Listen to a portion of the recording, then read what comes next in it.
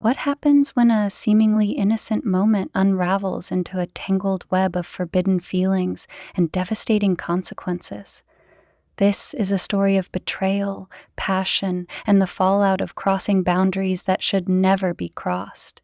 What happens when desire and guilt collide, threatening to destroy everything I thought I knew about myself and my family? Stick around as I share this unforgettable journey of love, loss, and redemption. Don't forget to subscribe and let me know where you're watching from today. When I opened the bathroom door that morning, the last thing I expected was for my stepson to be standing there, holding my razor with a smirk on his face. His words were playful, almost teasing. "Need a hand?" But it wasn't the words that made my breath catch. It was the way his eyes lingered, the unspoken challenge in his tone. I froze for a moment, caught between embarrassment and something I didn't want to admit even to myself.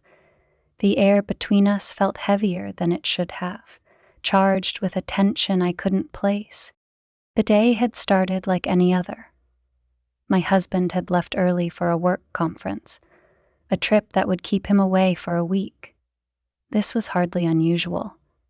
His career demanded constant travel, and over the years I had grown used to the quiet loneliness of our house in his absence. Our marriage, once brimming with laughter and intimacy, now felt like a series of polite exchanges and distant goodbyes.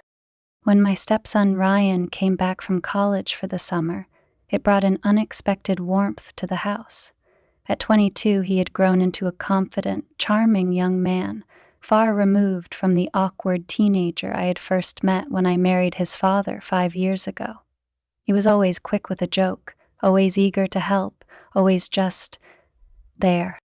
I had brushed off the fluttering in my chest whenever he smiled at me, or the way my cheeks flushed when he offered compliments that felt a little too personal. It was innocent, I told myself. He was just being kind. The morning of the incident. That morning, I stood in the shower, letting the hot water cascade down my shoulders, washing away the stress of another sleepless night. The steam clouded the glass door, and I felt a small sense of peace, if only for a moment. But then I noticed it. The dull nick of my razor on my calf. I winced, pulling the blade back to see a thin line of blood pooling on my skin. Frustrated, I realized the razor was dull yet again. My husband always used my blades for his shaving, leaving me with blunt, useless tools. Wrapped in a towel, I stepped out of the shower to grab a replacement from the cupboard. That's when I saw Ryan in the doorway, leaning casually against the frame, holding one of my razors in his hand. "Looking for this?" he asked, his voice teasing. I clutched my towel tighter, acutely aware of my damp hair and bare skin. "Ryan," I said, my tone sharper than I intended. "What are you doing?" He shrugged, holding up the razor. "Just thought I'd save you the trouble. You always seem to forget to replace them." I should have been annoyed, but instead I felt a strange mix of irritation and something else. He stepped closer, holding the razor out to me, his gaze steady. "You missed a spot," he said, nodding toward my leg. His comment caught me off guard. I glanced down, and sure enough, there was a patch I hadn't finished shaving. Heat rose to my cheeks, and I snatched the razor from his hand. "Thanks," I muttered, turning back toward the bathroom. But before I could close the door, his voice stopped me. "I could help, you know." I turned back, half expecting to see a smirk or hear laughter in his tone, but his expression was earnest, too earnest. "Help with what?" I asked, though I wasn't sure I wanted to hear the answer. "Shaving," he said simply, as if it were the most natural thing in the world. A moment of weakness. I laughed nervously, brushing off his suggestion. "I think I can manage," I said, stepping into the bathroom and closing the door behind me. But as I stood there, staring at the dull blade in my hand, I felt a pang of frustration. My leg still stung from the nick, and the thought of navigating the awkward angles with a blunt razor made me sigh. A soft knock on the door interrupted my thoughts. "You okay in there?" Ryan's voice was muffled but concerned. I hesitated, weighing my options. It would be easy to tell him to go away, to maintain the distance that propriety demanded. But there was a part of me, a small, rebellious part, that didn't want him to leave. When I opened the door, he was still standing there, his expression unreadable.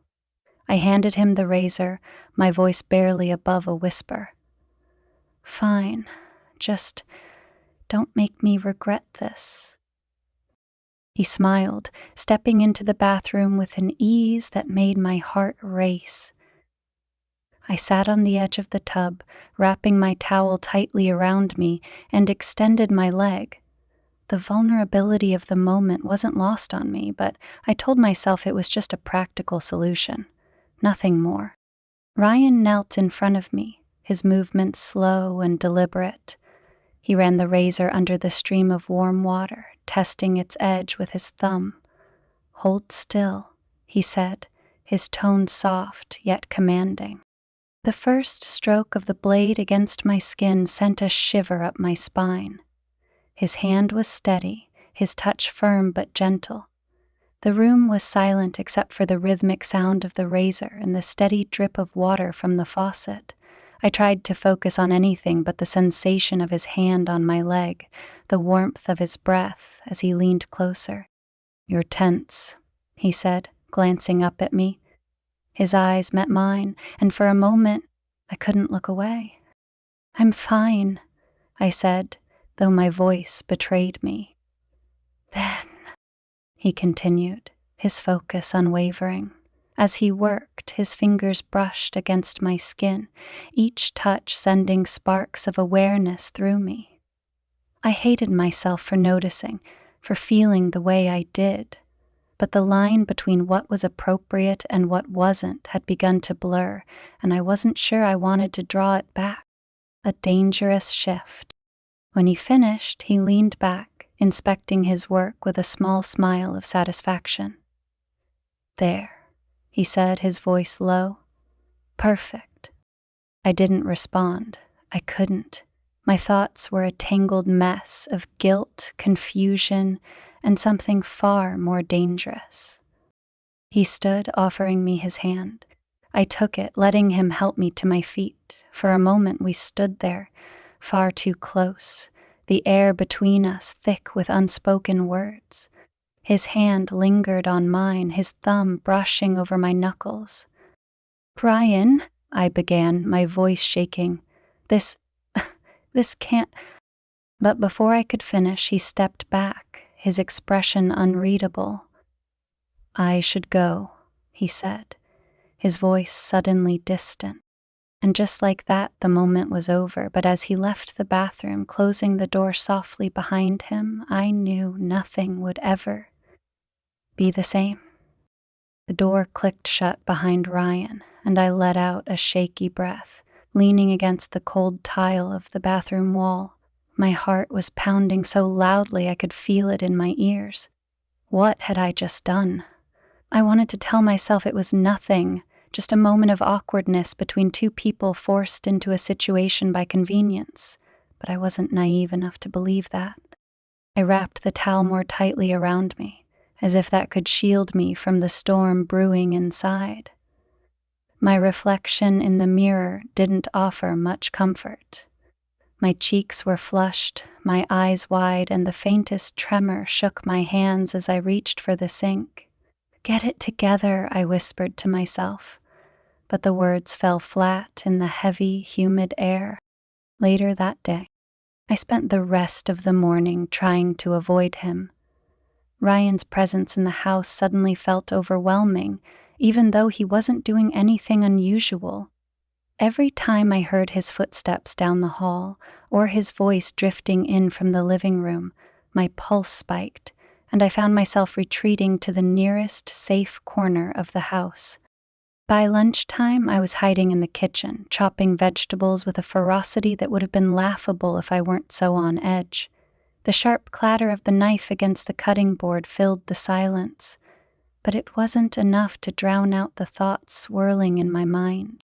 I didn't hear him come in until he spoke. "Need any help?"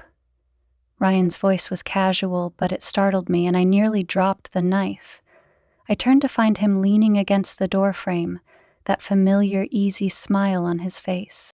"I'm fine," I said quickly, my voice tighter than I intended. I turned back to the cutting board, focusing intently on the half-diced onion in front of me. "Are you avoiding me?" he asked, stepping into the kitchen. His tone was light, almost teasing, but I could feel the weight of his question. "Of course not," I lied, keeping my back to him. "Why would I do that?" He didn't answer right away, and the silence stretched between us, heavy and suffocating. I could feel his gaze on me, and it made my skin prickle. Finally, he spoke, his voice softer. "You seemed upset earlier in the bathroom." My hand stilled, gripping the edge of the counter. "I wasn't upset," I said, though the words came out too quickly to be convincing. "I was just uncomfortable," he finished for me, his voice closer now. I turned to find him standing only a few feet away, his expression unreadable. "Ryan, I don't think we should talk about it," he interrupted, his tone calm but insistent. "Why not? We didn't do anything wrong." His words struck a nerve, and I felt my cheeks flush. "That's not the point," I said, struggling to keep my voice steady. It wasn't appropriate." He tilted his head, his eyes narrowing slightly. "Why, because I'm your stepson?" He said the word like it didn't quite fit, like it was a title he didn't want. "We're both adults, you know." "That doesn't make it right," I said, taking a step back as if putting distance between us could solve the problem. "And I don't think we should be having this conversation." He nodded slowly, as if weighing my words. Then he smiled, that disarming, boyish grin that made my stomach flip. "Okay," he said simply. "I'll drop it. For now." Have a nurturing tensions. The rest of the day passed in a haze of strained politeness. Ryan seemed determined to act as if nothing had happened, while I spent every moment second-guessing myself. I busied myself with chores, hoping the physical activity would keep my mind from wandering. But no matter what I did, I couldn't stop replaying the events of the morning in my head. The way his hand had felt on my leg, the way his eyes had lingered just a little too long. By mid-afternoon, the tension in the house was unbearable. I was in the laundry room, folding towels with a single-minded focus, when Ryan appeared in the doorway. "Want to go for a walk?" he asked, holding up a pair of sneakers. "It's a nice day." I hesitated, torn between the urge to say no and the fear of how it might look if I kept avoiding him. "I don't know," I said, glancing out the window. The sun was shining, and the yard looked inviting, but the idea of being alone with him unsettled me. "Come on," he said, flashing that grin again. "Fresh air will do you good." Her sighed, setting the towel down. "Fine, just for a little while." We strolled down the tree-lined path that ran behind the house, the afternoon sunlight filtering through the leaves in dappled patterns. The air was warm but not oppressive, and the gentle rustle of the wind in the trees was oddly soothing. For a while, we walked in silence, the only sounds the crunch of gravel underfoot and the distant chirping of birds. It was almost enough to make me forget the tension that had been hanging over us all day. Almost. "You've been quiet," Ryan said finally, glancing over at me. "Is everything okay?" I nodded, though my thoughts were anything but calm. "I'm fine," I said, avoiding his gaze. "You're a terrible liar," he said with a chuckle, and I couldn't help but smile despite myself. We reached a clearing where a small wooden bench overlooked the river that wound its way through the woods. Ryan gestured for me to sit, and I hesitated before joining him. The sound of the water rushing over rocks filled the silence, and for a moment it felt almost normal. But then he turned to me, his expression serious. "Can I ask you something?" I swallowed hard, bracing myself. "What? Why do you always act like you have to keep your guard up around me?" His question caught me off guard, and I struggled to find an answer. "I don't," I said finally, though it didn't sound convincing even to me. He leaned forward, resting his elbows on his knees. "You know, I've always looked up to you," he said, his voice low. "You've been more of a parent to me than my dad ever was." The sincerity in his tone made my chest ache, and I felt a pang of guilt for the thoughts I'd been trying to suppress. "That means a lot to me," I said softly. He smiled, but it didn't reach his eyes. "I just wish you wouldn't treat me like I'm some kind of threat." "You're not a threat," I said quickly. "It's just complicated," he finished for me. He shook his head, his gaze distant. "Yeah, I get it." We sat in silence for a while longer, the weight of unspoken words hanging heavy between us. As the sun began to dip below the horizon, I stood, brushing off my jeans. "We should head back," I said. Ryan nodded, but as we walked back to the house, I couldn't shake the feeling that we had crossed an invisible line, one that couldn't be uncrossed. That night, I lay awake in bed, staring at the ceiling, my thoughts a chaotic swirl of confusion and guilt. The house was quiet, save for the faint creak of the floorboards settling in the cool evening air. I could hear Ryan moving around in his room down the hall, the soft hum of his voice as he talked on the phone, the occasional muffled laugh.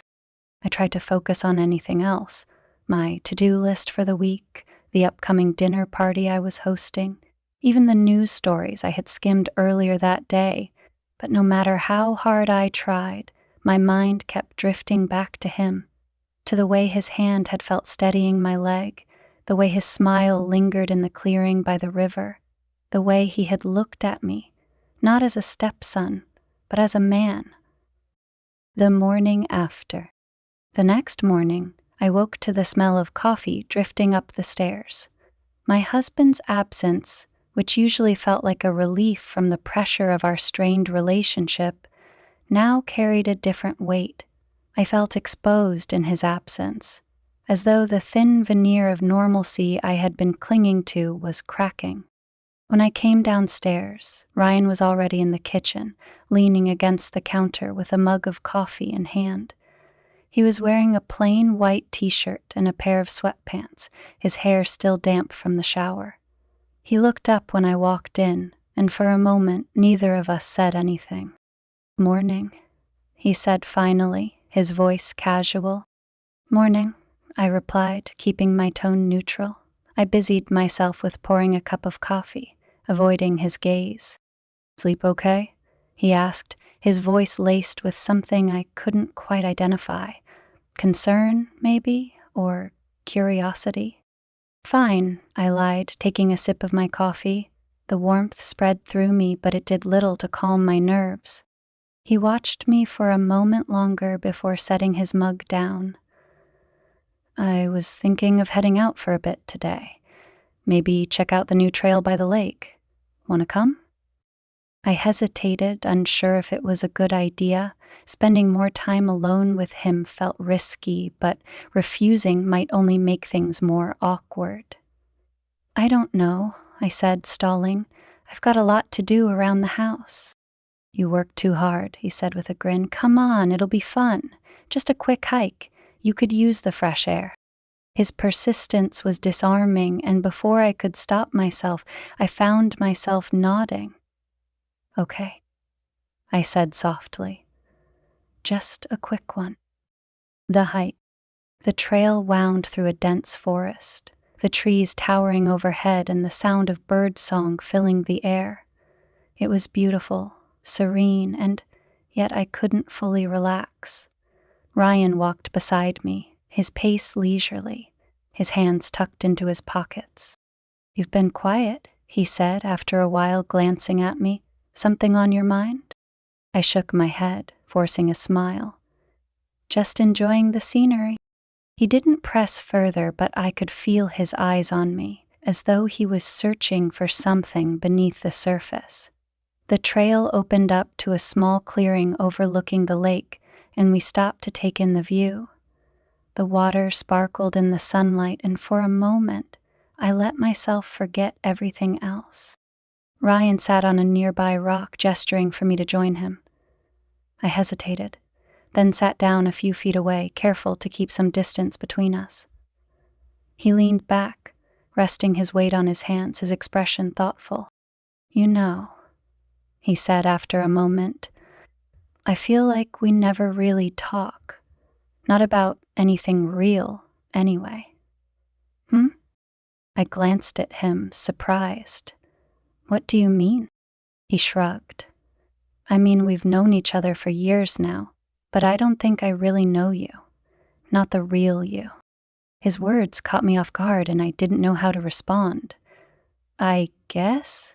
I don't really think about it that way, I said finally. He turned to look at me, his gaze steady. Well, I'd like to, if you'd let me. The sincerity in his voice made my chest tighten, and I looked away, focusing on the rippling surface of the lake. There's not much to know, I said softly. I don't believe that, he said, his voice gentle. You're complicated, in a good way. His words hung in the air between us, and I felt the heat rising in my cheeks. I stood abruptly, brushing off my hands. We should head back, I said, my voice sharper than I intended. Ryan didn't argue. He stood, giving me a curious look before falling into step beside me as we made our way back down the trail. But I couldn't shake the feeling that something had shifted between us, something neither of us wanted to name. The unexpected encounter. That evening, I was in the kitchen cleaning up after dinner when I heard footsteps behind me. I turned to find Ryan standing in the doorway, his hands tucked into his pockets. I was thinking, he said, his tone casual, maybe we could watch a movie tonight, like we used to. I hesitated, torn between the desire to maintain some semblance of normalcy and the fear of what might happen if I let my guard down. Sure, I said finally. Why not? We settled on the couch, a bowl of popcorn between us, the TV casting a soft glow in the dimly lit room. For a while, it felt almost normal. But as the movie played on, I became acutely aware of how close we were, sitting, of the way his arm brushed against mine whenever he reached for the popcorn. At one point, I glanced over at him and found him watching me instead of the screen. My breath caught, and I quickly looked away, my heart pounding. You're different when he's not here, Ryan said softly, his voice breaking the silence. Peace? I asked, startled. Where Dad's away, he said, his gaze steady.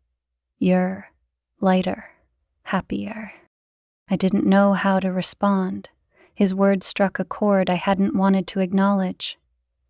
That's not true, I said weakly, though even I didn't believe it. It is, he said, his voice barely above a whisper. You deserve to be happy, you know. The weight of his words pressed down on me, and I felt a lump rising in my throat. I stood abruptly, grabbing the empty bowl from the coffee table. I should clean this up, I said, my voice shaking. Ryan didn't stop me, but as I left the room, I could feel his eyes on me, and I knew that the unspoken tension between us was only growing stronger. A quiet morning interrupted. The next morning started off quiet, the kind of quiet that should have been comforting but wasn't. I woke early, intent on keeping myself busy with chores to distract from the unease that had settled deep in my chest. Ryan was still asleep when I went downstairs, and I was grateful for the solitude. I threw myself into cleaning the kitchen, scrubbing counters that were already spotless, and reorganizing cupboards that didn't need it. But no matter how hard I tried, I couldn't stop replaying Ryan's words from the night before. You deserve to be happy. The truth of it stung more than I wanted to admit. I was so absorbed in my thoughts that I didn't hear Ryan come downstairs until he was standing in the doorway. "Morning," he said, his voice soft. I jumped, nearly dropping the sponge in my hand. "Morning," I replied, turning back to the sink to hide my flushed face.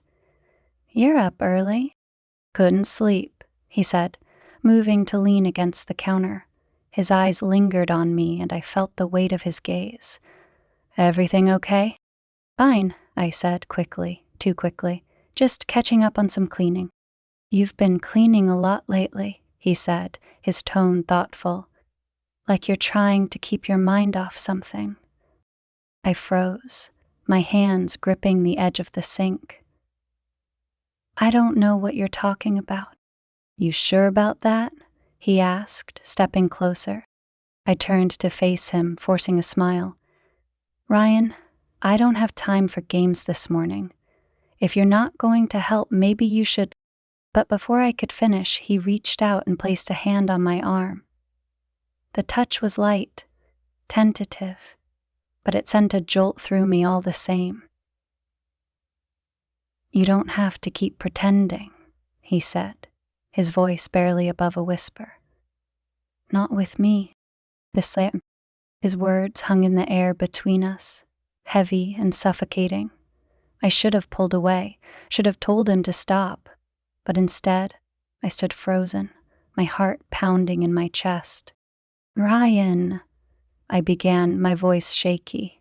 This isn't wrong," he finished for me, his eyes searching mine. "Why does it feel so right then?" I opened my mouth to protest, but the words wouldn't come. His hand slid down to mine, his fingers curling around mine in a way that felt both comforting and terrifying. "We can't," I whispered, but the conviction in my voice was faltering. "Why not?" he asked, stepping closer. "Because someone decided we're supposed to be family? Because society says it's wrong?" "Because it is wrong," I said, though the words felt hollow, even as I spoke them. He smiled, a small, bittersweet smile. "Then why do you keep looking at me like that?" Caught in the act. The sound of a car pulling into the driveway shattered the moment like glass. I pulled my hand away from his, my heart racing as I glanced toward the window. "Your dad's home," I said, my voice filled with panic. Ryan's expression darkened, but he stepped back, giving me the space I desperately needed. "Relax," he said. "We didn't do anything." But the guilt that clawed at my chest told a different story. I busied myself with wiping down the counters as the front door opened, my husband's familiar footsteps echoing through the house. He called out a greeting, and I forced myself to smile as I turned to face him. "You're back early," I said, my voice sounding far too cheerful. He smiled, setting his suitcase down. "Managed to wrap up the meetings quicker than expected. Thought I'd surprise you." His eyes shifted to Ryan, who was leaning against the counter with a carefully neutral expression. "Good to see you, son," he said, clapping Ryan on the shoulder. "How's everything been?" "Fine," Ryan said, his tone casual. "Just keeping Mom company while you were gone." The way he said Mom made my stomach twist, but my husband didn't seem to notice. "Glad to hear it," he said. "I'll go unpack." As he headed upstairs, I let out a shaky breath, my hands gripping the counter to steady myself. Ryan glanced at me, a hint of amusement in his eyes. "See? Nothing to worry about." "Don't," I said sharply, turning away from him. "Just don't." A clue left behind. For the rest of the day, I avoided both of them as much as possible, retreating to the sanctuary of the laundry room under the guise of folding clothes. But no matter how hard I tried, I couldn't escape the weight of what had almost happened, or the lingering tension that still buzzed in the air. Later that evening, as I was getting ready for bed, my husband came into the room holding something in his hand. "Do you know what this is?" he asked, his tone curious. I turned to see him holding a razor. My razor. Panic surged through me, but I forced a calm expression. "It's mine," I said. "Why?" He frowned, turning it over in his hands. "I found it in the shower," he said. "It's not like you to leave things lying around." "I must have forgotten," I said quickly, my pulse racing. "I was in a hurry this morning." He didn't look convinced, but he shrugged, setting the razor down on the dresser. "You've been distracted lately," he said, his tone shifting to one of concern. "Is everything okay?" "Of course," I said, forcing a smile. "Just busy." He nodded, but the look in his eyes told me he wasn't entirely convinced. As he climbed into bed, I turned off the light, hoping the darkness would hide the turmoil on my face. But as I lay there, staring into the shadows, I knew the truth was creeping closer, like a tide I couldn't stop. A tailless breakfast. The next morning, the air in the house felt heavy, as though the walls themselves were holding on to the tension. My husband was already seated at the breakfast table, sipping his coffee and scrolling through his phone. Ryan was at the counter, pouring himself a glass of orange juice, his movements relaxed. Too relaxed. Meanwhile, I hovered near the stove, pretending to focus on frying eggs but barely able to keep my hands steady. "Smells good," my husband said, glancing up at me with a smile. It was one of those rare moments when he seemed attentive, present, and I hated how his kindness only amplified my guilt. "Thanks," I murmured, sliding eggs onto plates and bringing them to the table. Ryan took a seat across from his father, his expression unreadable. As we ate, I could feel Ryan's eyes on me, lingering just a second too long, but I refused to look up.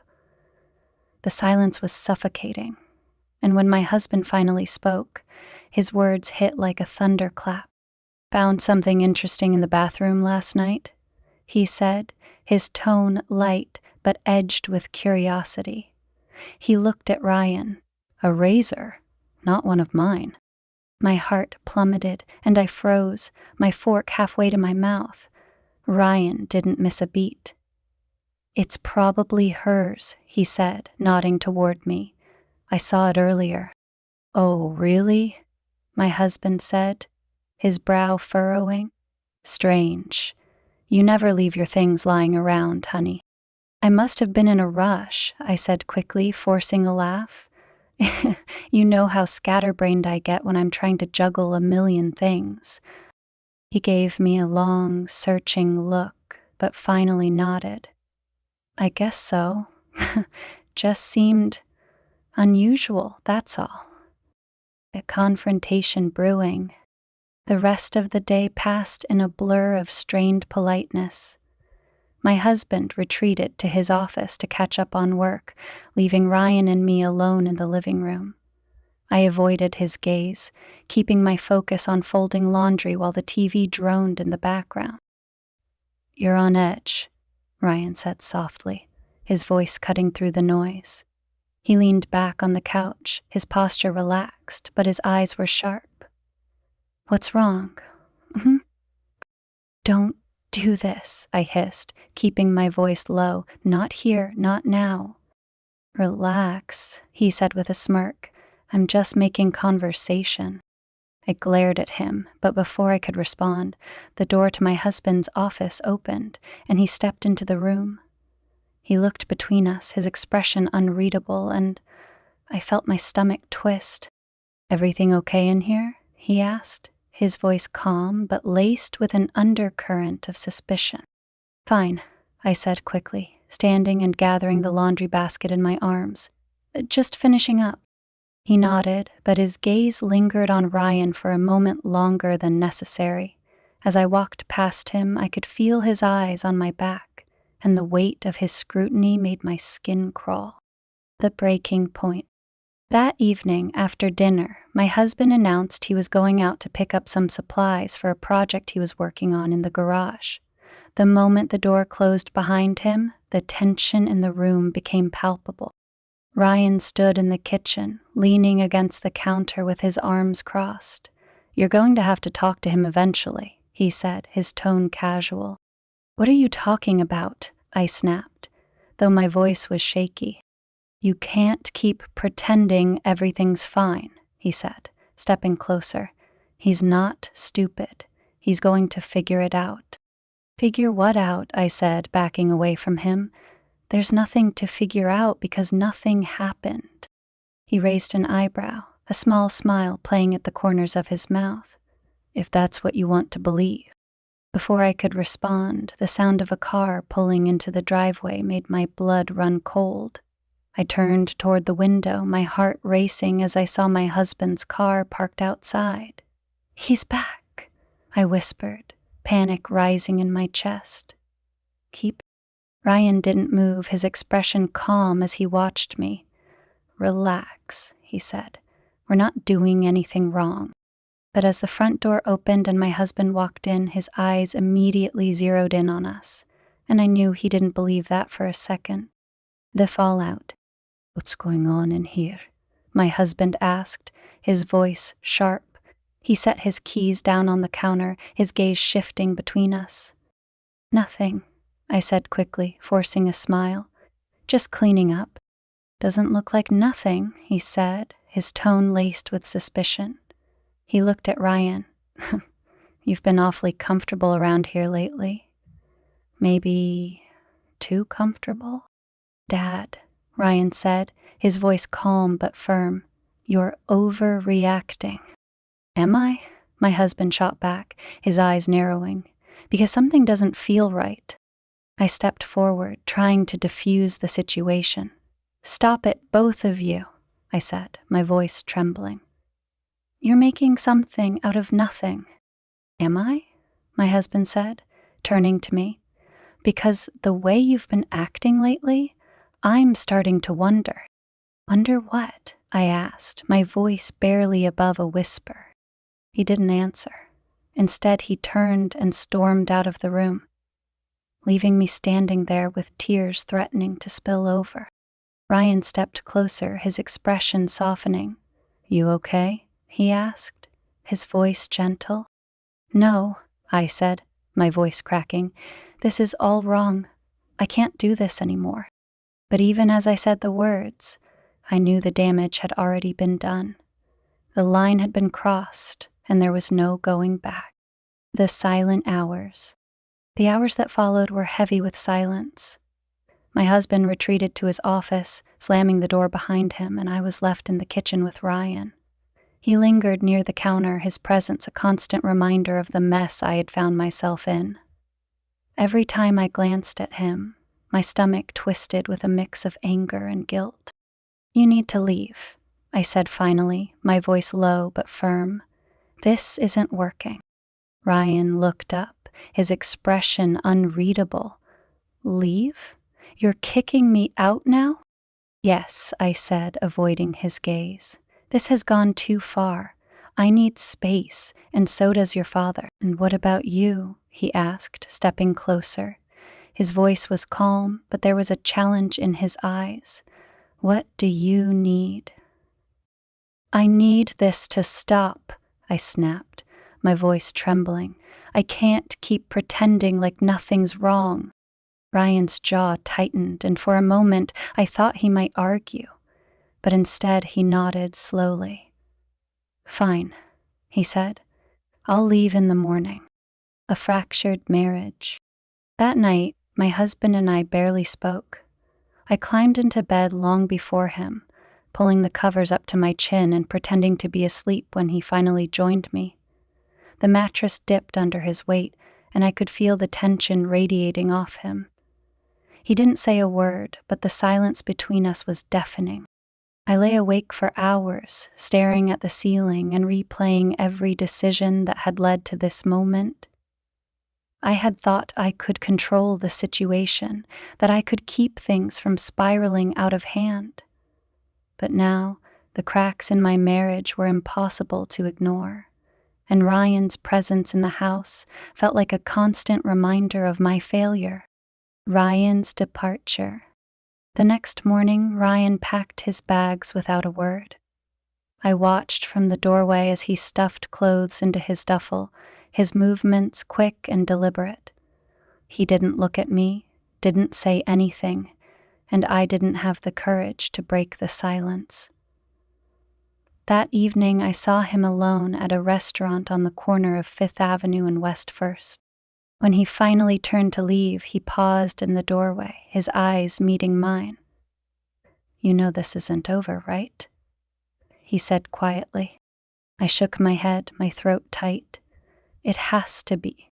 Ryan smiled faintly, a bittersweet expression that sent a pang of guilt through me. "We'll see," he said. And then he was gone. The aftermath. With Ryan gone, the house felt emptier than ever. My husband barely spoke to me, his demeanor cold and distant. I tried to pretend that everything was fine, throwing myself into chores and errands to keep my mind occupied. But the tension in the house was suffocating, and I knew it was only a matter of time before everything came to a head. One evening, as I was folding laundry in the living room, my husband came in and sat down across from me. His expression was unreadable, but there was a hardness in his eyes that made my chest tighten. "We need to talk," he said. I set the laundry aside, bracing myself. "Okay." He leaned forward, resting his elbows on his knees. "I'm not stupid," he said, his voice low. "I know something's been going on." My stomach dropped, and I looked away, unable to meet his gaze. "I don't know what you're talking about," I said weakly. "Yes, you do," he said sharply. "You think I haven't noticed the way you've been acting, the way he's been acting?" "There's nothing going on," I said, my voice trembling. "You're imagining things." He laughed bitterly, shaking his head. "Don't lie to me. I deserve better than that." "I'm not lying," I insisted, though the words felt hollow even as I said them. "Nothing happened." He stared at me for a long moment, his eyes searching mine. "Maybe not," he said finally. "But something was going to, wasn't it?" I didn't answer. I couldn't. A broken trust. That night, my husband slept in the guest room, leaving me alone in our bed. The weight of his absence was unbearable, and I lay awake for hours, haunted by his words. He was right. I had betrayed him, even if nothing had technically happened. The trust between us was shattered, and I didn't know if it could ever be repaired. The next morning, he left for work without saying goodbye, and I was left alone in the empty house. I wandered from room to room, unable to focus on anything. Everywhere I went, I was reminded of Ryan. His laughter echoing in the living room, his scent lingering in the bathroom. I knew I had made the right decision by asking him to leave, but it didn't make the pain any easier to bear. An unexpected visit. 2 days later, I was startled by the sound of the doorbell. I opened the door to find Ryan standing on the porch, his duffel bag slung over one shoulder. "What are you doing here?" I asked, my voice shaking. "I had nowhere else to go," he said simply. "Can I come in?" I hesitated, torn between the urge to send him away and the guilt of leaving him stranded. Finally, I stepped aside, letting him in. "You shouldn't be here," I said as he set his bag down by the door. "Your father doesn't need to know," he said, cutting me off. "I'll be gone before he gets home." I stared at him, my heart pounding. "Ryan, this isn't complicated," he interrupted, a small smile tugging at his lips. "Yeah, I know." He stepped closer, his gaze steady, but I couldn't stay away. A moment of weakness. Ryan's return threw me completely off balance. I had spent the past 2 days convincing myself that his absence was for the best, that with him gone, I could start to mend the damage I had done to my marriage. But now, standing in the doorway, his eyes filled with that same quiet intensity, I felt the fragile resolve I had built up begin to crumble. Wiped clean. "You can't stay," I said, my voice trembling. "It's not fair to your father, to me, to any of us." "I'm not asking to stay," Ryan said, his tone soft but insistent. I needed to see you." My heart pounded in my chest and I shook my head, taking a step back. "This isn't right," I whispered. "Maybe not," he said, stepping closer. "But that doesn't change how I feel." His words hit me like a punch to the gut, and for a moment I couldn't breathe. I wanted to tell him to leave, to put an end to this once and for all, but the words wouldn't come. Instead, I stood frozen as he reached out, his hand brushing against mine. "You don't have to say anything," he said, his voice barely above a whisper. "Just tell me to go, and I will." I opened my mouth to respond, but before I could, the sound of the front door opening made us both freeze. My husband's voice rang out from the entryway, and panic surged through me. "Hey, I forgot my briefcase," he called, his footsteps growing louder. Ryan stepped back quickly, his expression unreadable. I turned to face my husband as he entered the room, forcing a smile onto my face.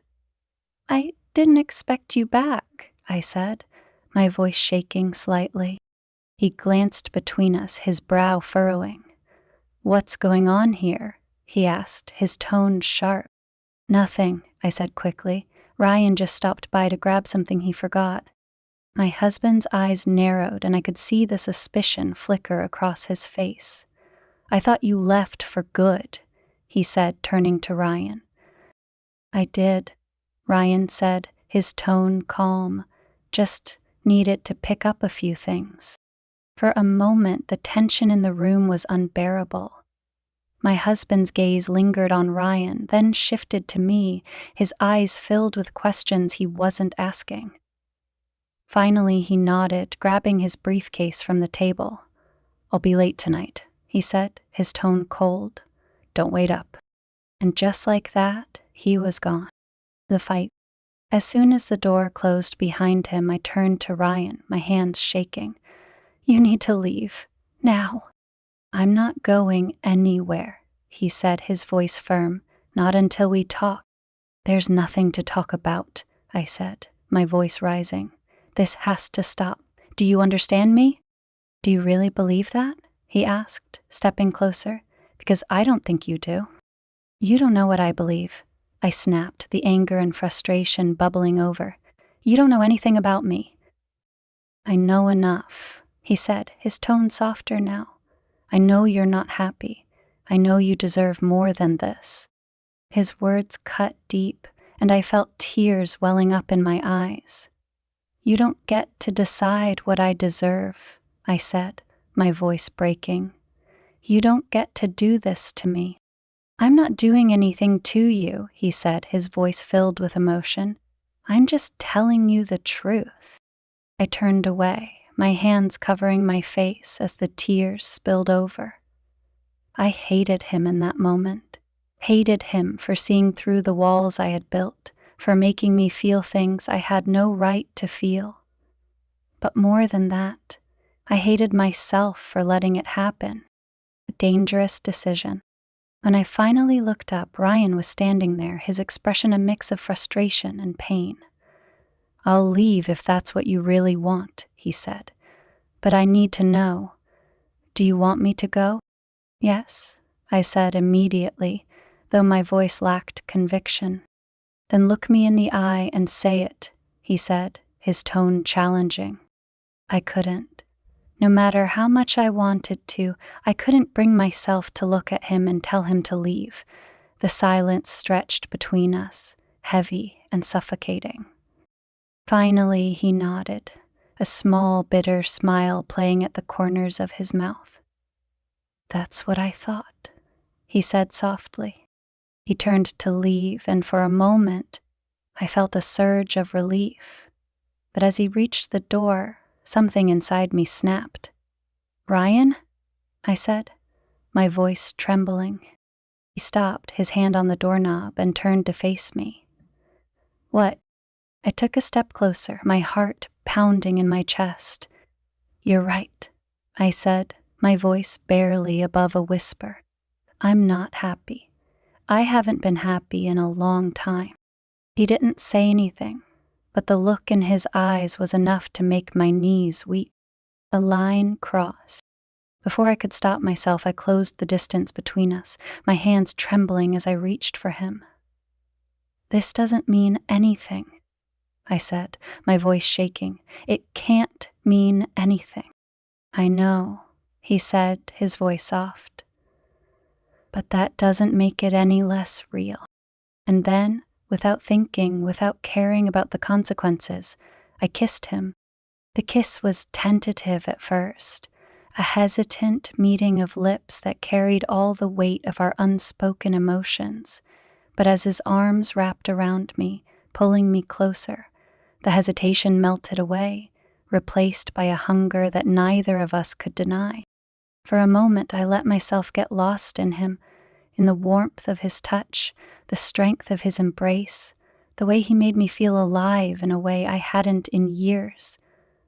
But reality came crashing back far too quickly, and I pulled away, my chest heaving as I struggled to catch my breath. "This is a mistake," I said, my voice breaking. "I know," he said, his tone gentle, "but it's our mistake." I shook my head, stepping back. You need to go, please."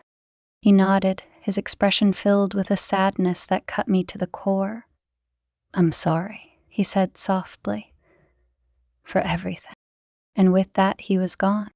The morning after, I woke up feeling like my chest had been hollowed out, the weight of guilt pressing down on me like a stone. The house was eerily quiet, as though it were holding its breath, waiting for the fallout. My husband had left for work without a word, his absence a reminder of just how far apart we had drifted. Ryan was gone too, this time for good. At least, that's what I told myself. I tried to find solace in the silence, but it only amplified the storm raging inside me. I wandered aimlessly through the house, each room a stark reminder of the life I had built and the life I was now watching crumble.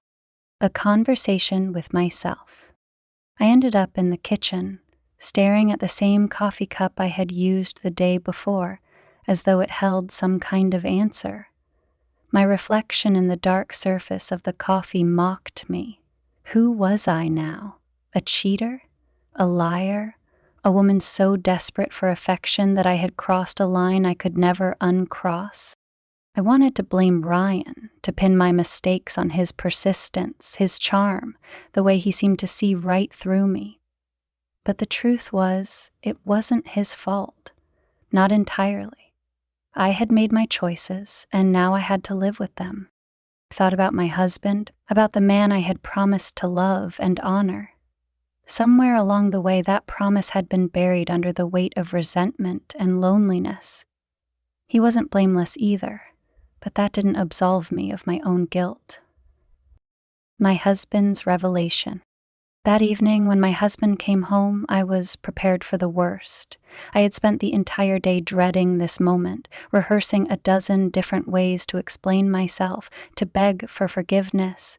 But when he walked through the door, he didn't look angry. He looked defeated. He sat down at the kitchen table, his hands clasped together, his gaze fixed on the floor. "We need to talk," he said, his voice hollow. I sat across from him, my stomach churning. "Okay." He was silent for a long moment, and when he finally spoke, his words were quiet but sharp. "I know something's been going on with you and Ryan."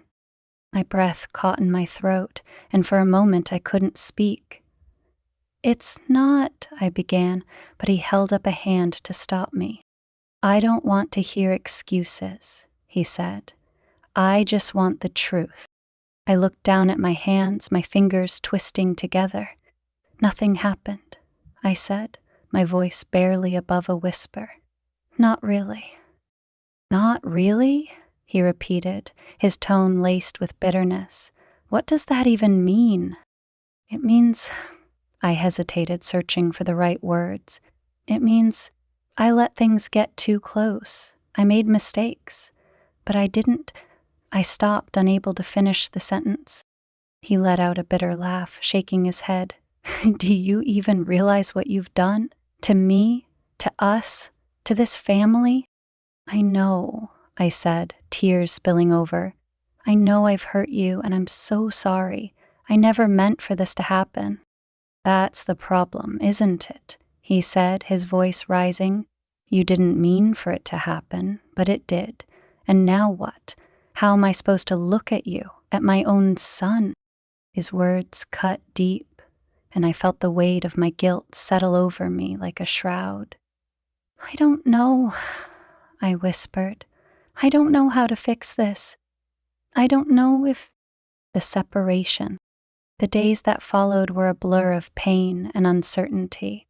My husband moved into the guest room, and the silence between us grew heavier with each passing moment. We went through the motions of daily life, but the connection we once shared was gone, replaced by a chasm I didn't know how to bridge. One evening, as I was sitting alone in the living room, he walked in and sat down across from me. "I think we need some time apart," he said, his voice steady but cold.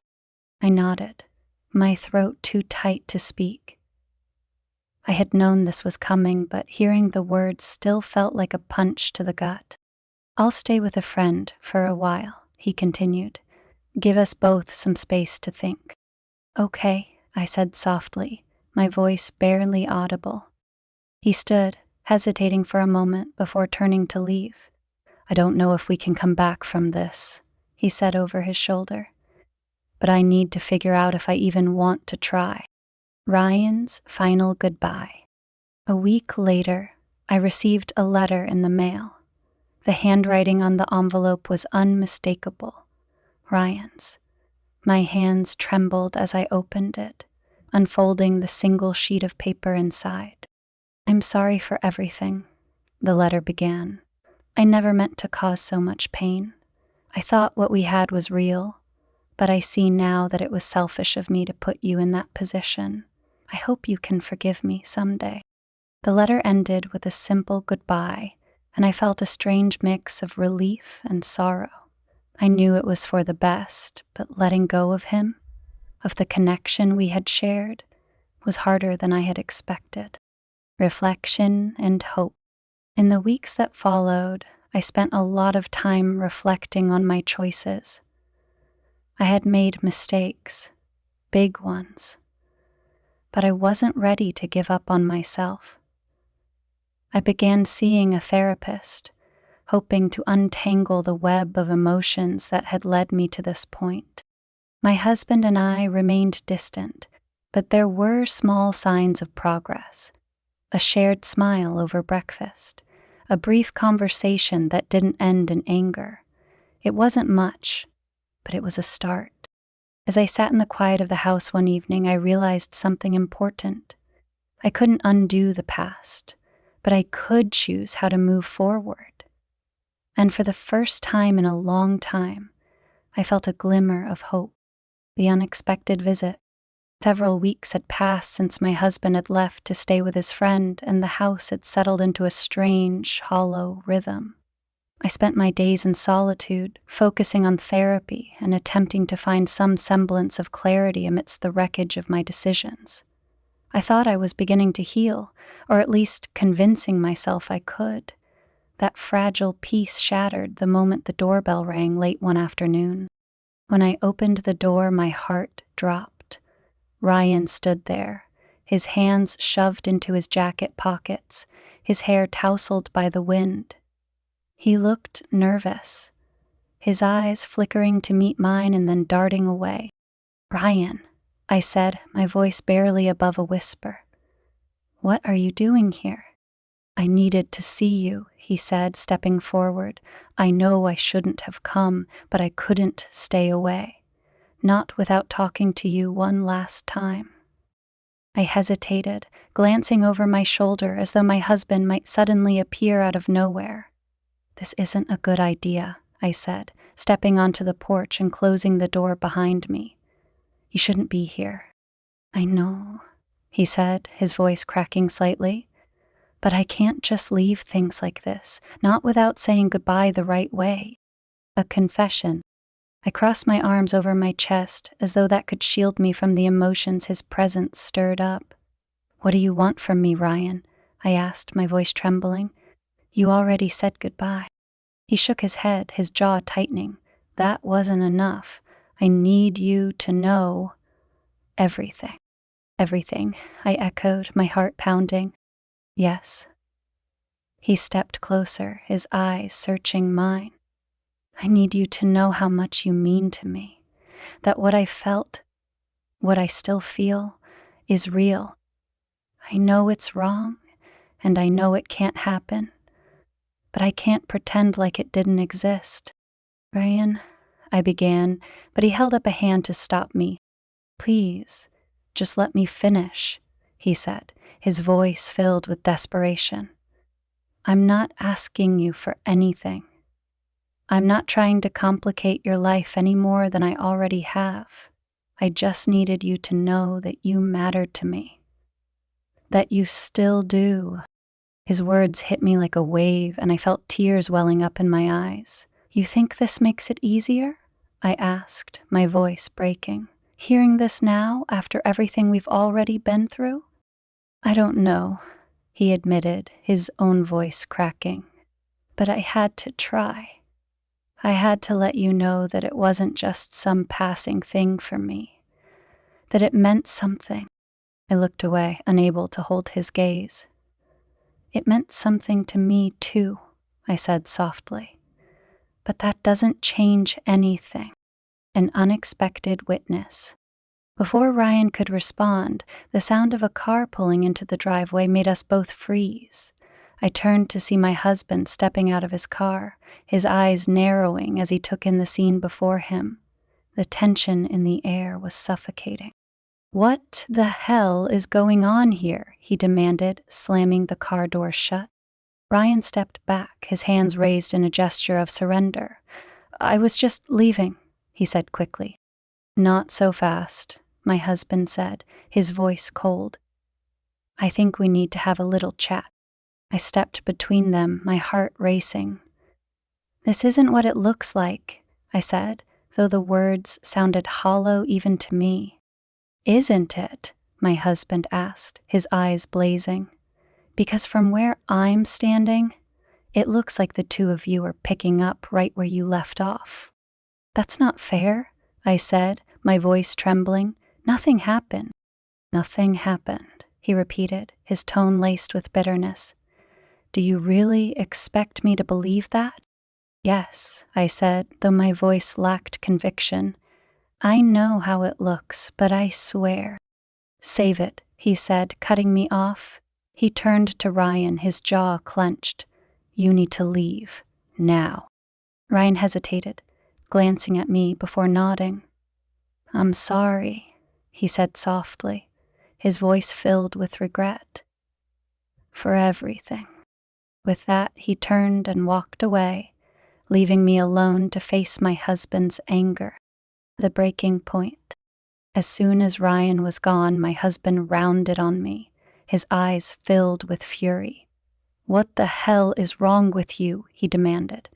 Do you have any idea what you've done? I know, I said, tears streaming down my face. I know I've hurt you, and I'm so sorry. Sorry doesn't cut it, he snapped. You didn't just betray me, you betrayed our family. How am I supposed to look at my son and not see this? How am I supposed to move on from this? I don't know, I said, my voice breaking. I don't know how to fix this, but I never wanted to hurt you. I never wanted any of this. His grip tightened around my ankles. "Then why did you let it happen?" he asked, his voice filled with anguish. "Why didn't you stop it?" I didn't have an answer. The truth was, I didn't know how to explain the choices I had made.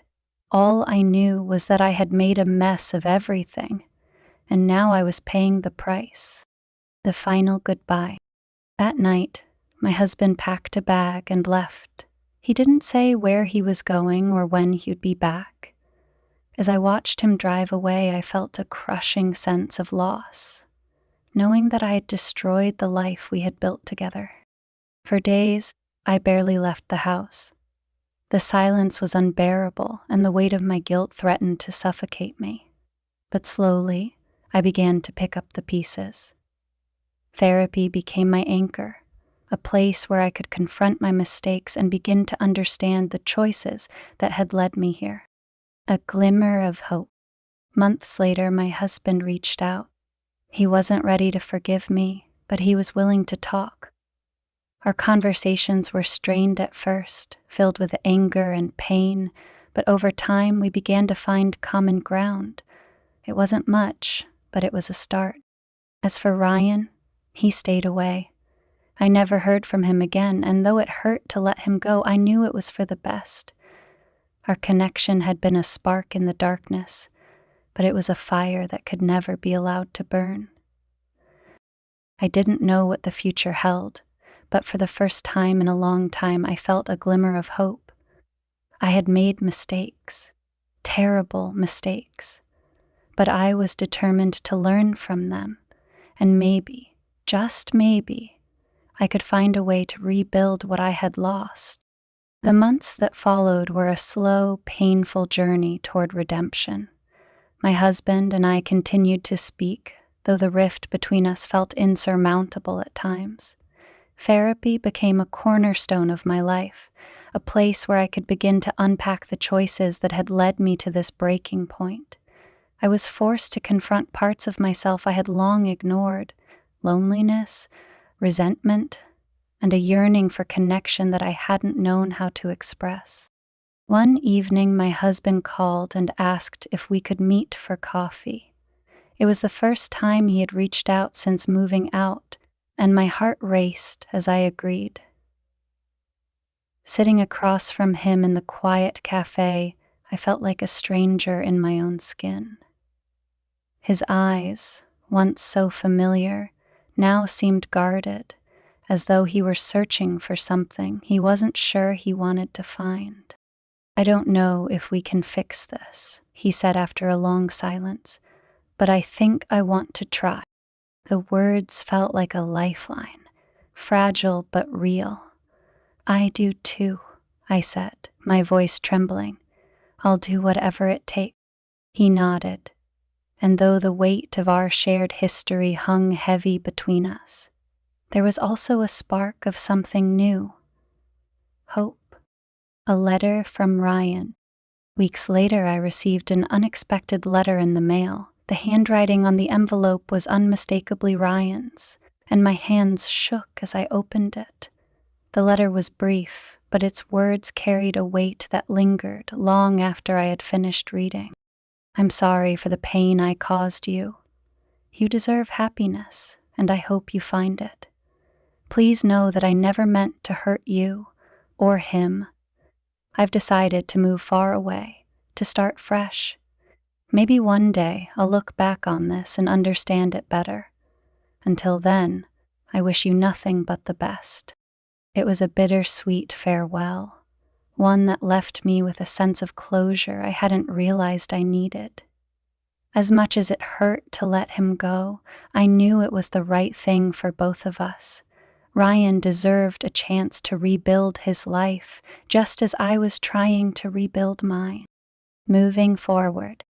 In the quiet moments of my new life, I found solace in small victories. A shared laugh with my husband, a day that didn't feel so heavy, a glimpse of myself in the mirror that didn't fill me with shame. The road ahead was long and uncertain, but I had taken the first steps toward healing, and for now, that was enough. The past would always be a part of me, a shadow that followed me no matter how far I went. But as I stood on the threshold of a new chapter, I resolved to carry it lightly, to let it shape me without defining me. Life, I realized, was not about erasing mistakes, but learning to live with them.